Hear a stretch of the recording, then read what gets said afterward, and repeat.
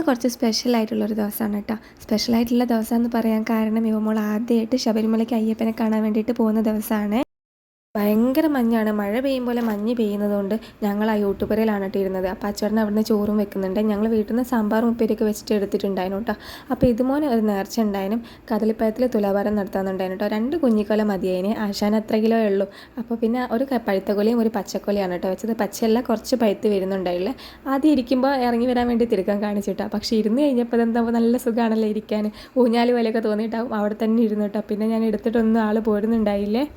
കഴിഞ്ഞ വർഷവും ഇതേപോലെ തന്നെ അച്ചയുടെ മലയ്ക്ക് പോയ സമയത്ത് ഇവമോളെ തുലാഭാരം നടത്തിനു കേട്ടോ. അത് ഇളനീരില്ല, അതിനുമ്പോൾ ഓരോരോ നേർച്ചയാണല്ലോ ഉണ്ടാവുക. അപ്പോൾ ആ ഇളനീര് എന്താക്കിയെന്ന് വെച്ച് കഴിഞ്ഞാൽ വണ്ടിയിലെടുത്തിട്ട്, കാരണം ഒരു പൂണ വയ്ക്കവർക്ക് കഴിക്കാമല്ലോ, ഇതും അതുപോലെ തന്നെ ഈ പഴുത്ത കൊല ഒരു സ്വാമിമാർക്ക് കൊണ്ടുപോവുകയും ചെയ്തു.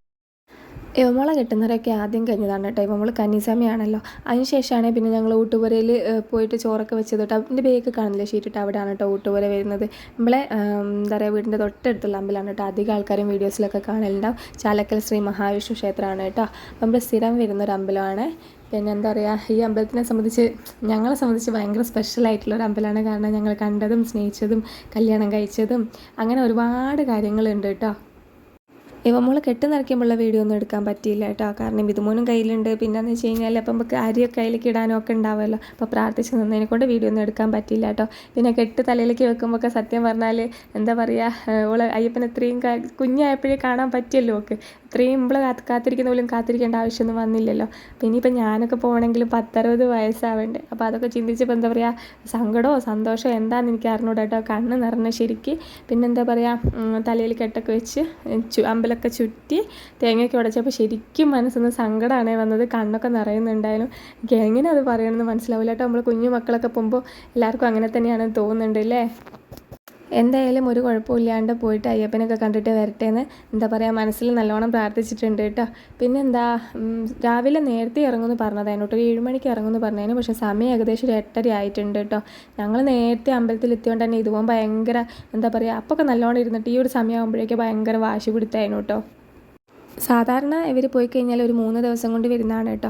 പിന്നെ ഇന്ന് പോയാൽ നാളെ കഴിഞ്ഞ് മറ്റന്നാൾ രാത്രി ആകുമ്പോഴേക്ക് എത്തുന്നതാണ്. ഇതിപ്പോൾ ഒരു ദിവസം കൂടെ അധികം കഴിഞ്ഞിട്ടേ വരുള്ളൂ. കാരണം അവിടുന്ന് നേരെ പത്മനാഭസ്വാമി ക്ഷേത്രത്തിൽ പോയിട്ട് അവിടെയൊക്കെ പ്രാർത്ഥിച്ച് എന്നിട്ടൊക്കെ വരുള്ളൂ കേട്ടോ. ഇവമോൾക്ക് കറക്റ്റ് 41 ദിവസത്തെ നോയമ്പൊക്കെ ആയതാണ് കേട്ടോ. ഇവമോളും അച്ചേട്ടനും കണ്ണനും ഒരു ദിവസമാണ് മാലയിട്ടത്. നവംബർ 2-ാം തീയതി മാലയിട്ടിട്ടുണ്ട് കേട്ടോ. എന്നിട്ട് പോകുന്നത് ഡിസംബർ 15-നാണ് കേട്ടോ.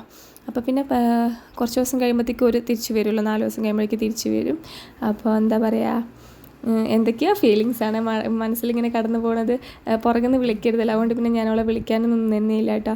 ടാറ്റയൊക്കെ കൊടുത്ത് എന്തായാലും അയ്യപ്പനെ പോയി കണ്ടിട്ട് വായോന്നും പറഞ്ഞു വിട്ടിട്ടുണ്ട് കേട്ടോ. അപ്പോൾ നമ്മൾ അടുത്തൊരു വീഡിയോയിൽ കാണാം. ഈ വീഡിയോ ഇത്രയേ ഉള്ളൂ കേട്ടോ. ഇടയ്ക്കിടയ്ക്കാണ് ഞാൻ വീഡിയോ ഒക്കെ എടുത്തിട്ടുള്ളൂ. അപ്പോൾ അടുത്തൊരു വീഡിയോ കാണാം കേട്ടോ.